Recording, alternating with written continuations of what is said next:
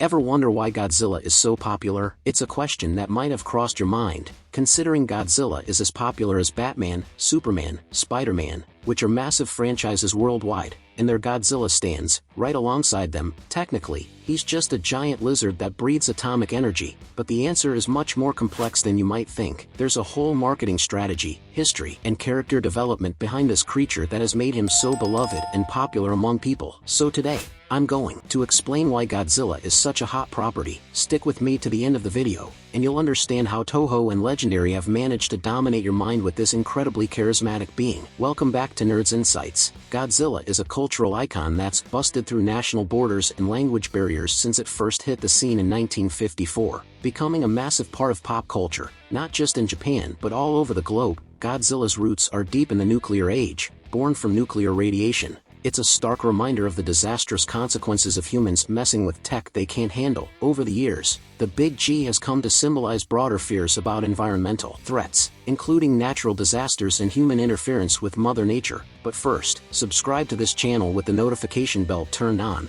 I know you're here just to watch the video, but your subscription is very important because this is a news channel. When you're subscribed with the notification bell on, the news comes to you, then you decide whether or not to watch. But it's very important that you're always updated on everything that's happening, so help me do my job, which is to inform you every day about what's happening in the nerd world. Thanks. Godzilla started off as a symbol of Japan's post-World War II national trauma, but also became a symbol of the country's resilience and recovery. Its influence went beyond the silver screen, serving as a representation of Japan's post-war film history and resonating with a global audience that shared similar vibes of anxiety and hope. Godzilla's ability to shapeshift into different media forms has been huge for its staying power, from movies and TV series to comics, video games, and toys. Godzilla's found a spot in nearly every corner of pop culture. This variety has let different generations connect with the character in fresh and exciting ways. Back in '77, Godzilla was called the most universally popular superhero, beating out legends like Superman and Batman. The epic throwdowns between Godzilla and a bunch of other monsters are a main draw for fans,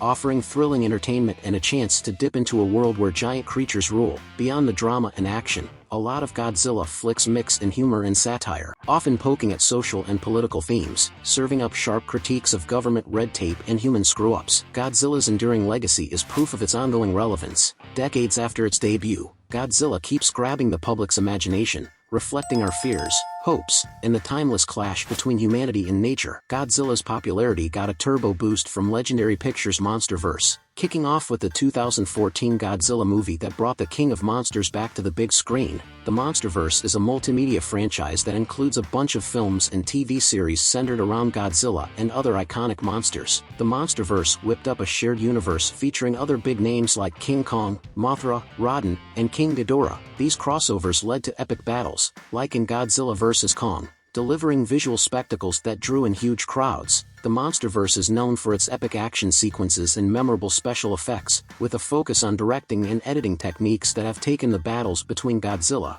Kong, and other kaiju to the next level. The MonsterVerse has expanded Godzilla's lore, introducing new characters and organizations like Monarch, creating a rich ecosystem that allows for deeper exploration of Godzilla's world and other titans. Even before Godzilla vs. Kong dropped, the buzz around the film and the MonsterVerse had sparked a pop culture phenomenon, signaling success in capturing the public's imagination and Godzilla's popularity in modern culture. Legendary's got plans for more MonsterVerse flicks, and there's buzz about a live-action TV series focused on Godzilla and the other titans, which could keep the Godzilla hype going strong. Legendary Pictures' dive into the MonsterVerse has given Godzilla a fresh narrative, interconnected characters, and high-quality film production that's resonated with audiences worldwide. This lasting legacy and revival through the MonsterVerse show Godzilla's continued relevance, mirroring our fears, hopes, and the eternal struggle between man and nature. Godzilla's not just entertainment, it's a reflection of human fears and aspirations in an ever-changing world. The King of Monsters looks set to keep roaring in the heart of pop culture for many more years to come. Technically speaking, Godzilla is a massively huge lizard,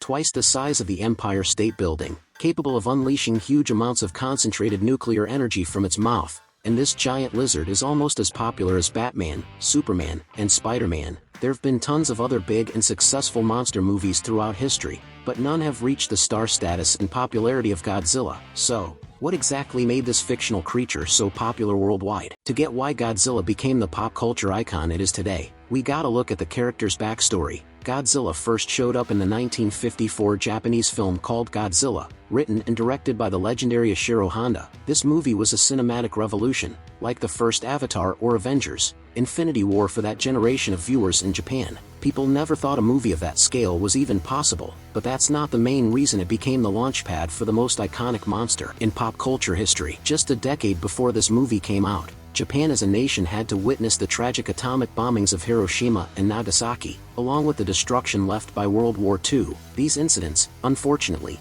brought a sense of fear and trauma into the minds of the common citizen. The 1954 Godzilla movie introduced us to this monster that was invented to give some kind of shape to the unspoken fears and anxieties of the people, and it was seen as the physical manifestation of fears about the atomic bomb and the lingering effects of a war. So, you see, Godzilla isn't just any monster like King Kong or the giant shark from Jaws. It's got a much deeper symbolic, philosophical, emotional, and historically significant meaning. The 1954 Godzilla might not be a great movie by today's standards, but it definitely launched a new genre of monster movies that people back then couldn't even fathom. After that, Toho wanted to cash in on the movie's commercial success and decided to make more Godzilla films. A few years later, this movie hit the US with a new name, Godzilla, King of the Monsters. It didn't recreate the success it had in Japan, but that didn't stop Ishiro Honda and the team from making more movies in the franchise. This movie then launched an entire universe with a series of 21 films, which was like today's Marvel Cinematic Universe for the Japanese audience. MCU fans would be surprised to know that the original Godzilla series is still the longest-running film franchise in history. Godzilla started a cinematic universe way before Marvel, DC, and Star Wars. The franchise went on for 21 years. From 1954 to 1975. Despite the 54 film's flop, American audiences eventually started getting into Godzilla, and the character's popularity in the States hit a whole new level in '62 with the release of King Kong vs. Godzilla. This was Toho's first full-color Godzilla film and became the second most profitable Japanese film of all time, remaining the most watched Japanese film to this day. After this movie, there was no stopping Toho, and they wanted to make the franchise bigger and bigger. They started adding more iconic monsters to the mix, like Mothra, Ghidorah, Son of Kong, Hedorah, and many others. The franchise then slowly started to expand into a full-blown cinematic universe. Godzilla is technically the first character that kicked off the concept of a shared cinematic universe. Back in the day, with no social media or internet, Godzilla became one of the few fictional characters, alongside Batman and Superman, to be globally recognized, and Godzilla was the first non-American fictional character to achieve such global popularity. While Godzilla kept ruling the Japanese box office into the 90s, another franchise was gaining momentum in the American market and globally. That was none other than the Jurassic Park franchise, which started in 1993. This franchise is one of the most successful in Hollywood history, and its success led to an exponential increase in the popularity and fascination with dinosaurs and big monsters among moviegoers worldwide. People from all over started catching the Japanese Godzilla films, and needless to say, most viewers loved it. Godzilla slowly became a fan-favorite character for a large group of fans in America and various other parts of the world. With the character's growing popularity, Hollywood finally decided it was time to make their own Godzilla movie. In 1998, the first all-American Godzilla movie was made, and although it was heavily criticized, especially for the creature's design, the creature in this movie looked nothing like Godzilla and was just an oversized iguana. It still left a mark on many fans, including me, personally. I think this movie is actually pretty underrated because it was the first formal introduction to Godzilla for many people outside Japan. Meanwhile, Godzilla remained an incredibly popular figure in the Japanese film industry. Loads of Godzilla content slowly made its way to the market, including live-action movies, comic books, and animated films.